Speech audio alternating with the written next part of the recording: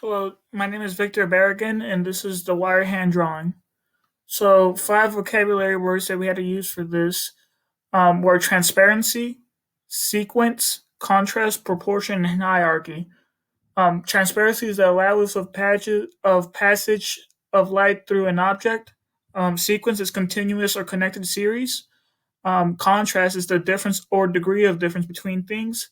Proportion is the harmonious relation of parts to each other or to the whole. And finally, hierarchy is an element that appears more important in comparison.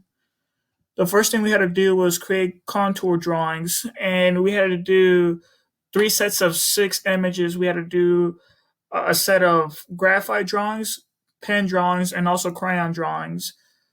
So here are some of the drawings that I've created with pen and graphite, and then these drawings are created using crayon and some graphite as well. And as you can see right here in the red, this is the one I've decided to focus on. The next thing we had to do was actually create the wire hand itself. With the wire hand, I hadn't had enough experience using the wires, so I had a.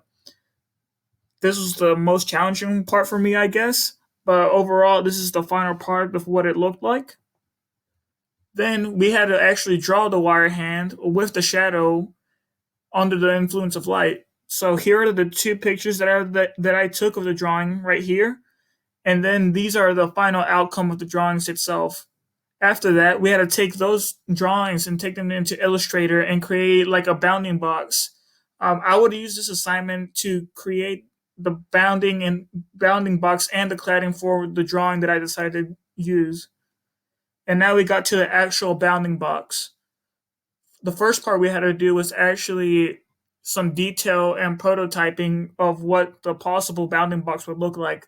So here are a couple of iterations that I decided to draw in my journal, and as well as some small sketches that I did in brasswood that we were given.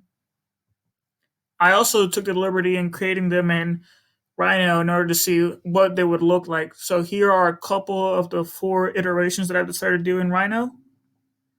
Then we had to actually do like a construction guide for the bounding box. As you can see here on your right, this is the instruction manual. It includes the pieces and the sizes. And here is a little GIF of the breakdown of the construction of the bounding box. After that, we had to add the cladding. And the problem was that my cladding was too big. So I decided to shrink both the cladding and the box. And here are some of my ideas that I used, and also some of the notes that I took as well. Then we had to do the section cuts. So as you can see, this is the front view of it, the top view, and also the right view. And then we had to actually sit the cladding bounding box on like a type of pedestal. And you can see the one over here on the far left, that is one that's kind of lower to the ground. That's where you can see the guy crouching. And then the rest of the boxes are almost at eyesight. And just for reference, the room is a 10 by 10 room. Here's the construction phase of the bounding box. Here's a couple more pictures. And then finally, the bounding box itself. As you can see, the light source is on the bottom. That's why you can see the light source on the top, the shadows, I mean, for the hand. But then when you're able to move the light, you can see the shadows on the side that you want it to. And yeah, this is my bounding box and wire hand. If you have any questions, please feel free to tell me.